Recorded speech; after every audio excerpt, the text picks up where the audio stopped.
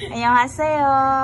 안녕하세요. So I have here two of my level 2 students, which is Dave and also Ati Tiny. Okay, so you already graduated elementary from Soong, right? Yes, So you are now going to high school. Are you excited? Yes, sir. Ano, excited man daw mo kay maglaglaag na mo? Hindi, sir. Dili. Okay, so I am here to interview you about your preparation to your high school journey. So can you please introduce yourself first, Kuya Dave? 안녕하세요. 저는 12살 정학교 1학년 데뷔입니다. 안녕하세요. 저는 12살 정학교 1학년 다인입니다. Okay, so first one is, what school are you going to enroll? Macta National High School. Macta National High School. So it is 2 rides from here, right? Yes, sir. First is the jeepney, and then the second one is Tricycle. tricycle. No? So how about your transportation fee? So who will provide your transportation fee? How about you, Kuya Dave? What is the work of your mother?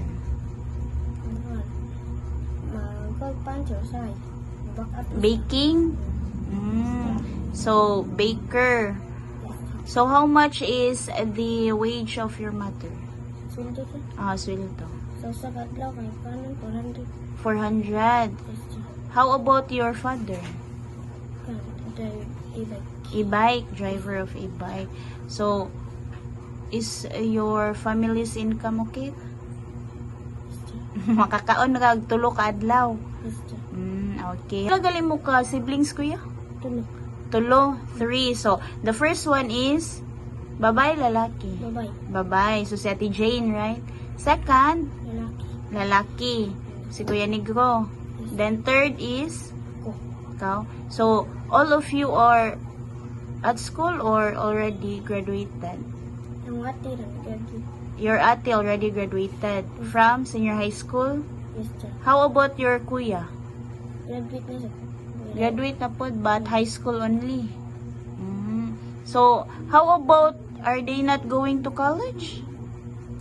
Awa ko ba ni ang kuya? Ang ate rin din. Your ate is already working, Yes, sir. and you don't know about your kuya's plan. Yes, sir. How about today, your kuya? What is your kuya up to? Nagtrabaho na ito yung trabaho ng kuya. Okay, so he is also working. Yes, sir. Okay, so both of your brother and sister are working. Yes. Also your parents. Yes, sir. So okay ka? Kaya ka, no? Yes, sir. Fighting? Fighting. Okay, how about you, Ate Tiny? What is the work of your father? Kuan, sir. Singit ng tigayo pala, sir. Tigayog balay, construction worker? Okay. So, permanent? Or Salit na namin ito, sir. dili permanent? So, only sideline like that? How about your mother? Nagpuntay akong manghod, sir. Nagbantay sa imong manghod because your mother already birthed, right? Dili pa siya makadapa. Ako rin mo tabang niya. So, all of the household chores are already yours because your mother just birthed your new sister or brother? Brother. Brother. So, lalaki na gyud. Mangita gyapon si mama nga na naman siya lalaki. Oh, how about you want your mother to have another baby or dili na nga naman kapay bantay? Or lisod ang kinabuhi? Listen, sir. Life is so hard, right? So, if you're going to have another baby, tell your mother, Ma, be prepared. Right? Yes. You should have family planning first before having new baby. Okay? Tell your mother. Okay, so I will be asking you, the two of you, have you already had your uniform? Wala pa. Kuya Dave, not yet. Yes, sir. How about you, Ate Tiny? Wala pa po kapalit.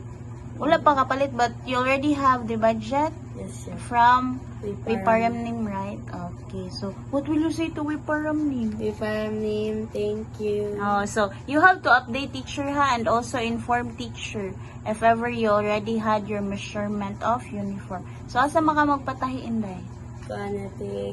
Ni Kisha? Mama ni Kisha. Oh.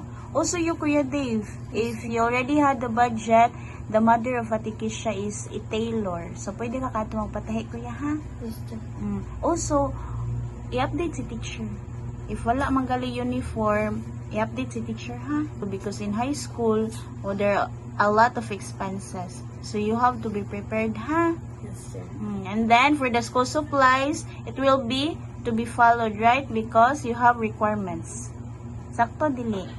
Okay. So when will your classes start? Sir, June 8.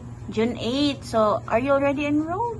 Yes, sir. Okay, so you already enrolled and then the class will start at June 8. So by June 1, you have to tell teacher about your needs ha, if what is your lacking and other things that needed for your high school. Like for example, teacher wala pa ko ning requirement, teacher wala pa ko uniform, wala pa ko school shoes. Okay? How about your school shoes? Do you have school shoes, Kenny? Yes, sir. Pero hugot na kayo. Pero hugot na because you already grow old. Tiguang nakakuya.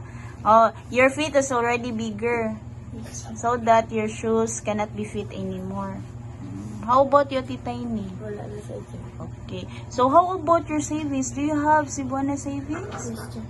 Okay, how much is your balance Kenny? Wala na din. You forgot. How about you, Ate Tiny? Yes, sir. You forgot also. Okay, so you will check your balance and then you will update teacher. So that if you have lacking with your preparation to high school, you can have your savings. Okay? So that is why we have or we required savings in Cebuana. So that if you have something or needed at your school, you can borrow or you can withdraw there. Okay ka? So save more, okay? Okay, thank you mga Inday and Dodong. I hope that in your high school era will be fun, enjoyable, and also full of learning. Okay? So, what is your dream, Kuya Dave? Police, sir, or bombero.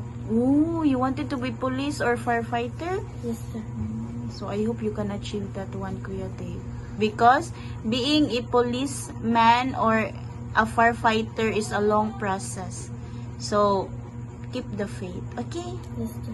How about you, Titay ni? Teacher or a flight attendant. Teacher or flight attendant. Wow. You wanna be an educator? Yes, sir. Why? You are inspired by teacher? Yes, sir. Ganun ko makatudlo sa mga ubang children. Oh, you also wanted to teach other children. How about being a flight attendant? Sir, ganun ko makasakay ng teleprano. Ginahan ka makasakay ko plano. Oh, you wanted to travel around the world. Yes, sir. So what country would you want to go? Korea. Korea? Magkita na muna, may param ni Bato. Okay, so I hope our future policeman or firefighter, Kuya Dave, and our future teacher or flight attendant, you will achieve that in the future. Okay? So keep the faith, study hard, and work harder. Okay ka? Fighting? Fighting. Bye-bye. So, ungid Kuya Dave, bye-bye. Sige.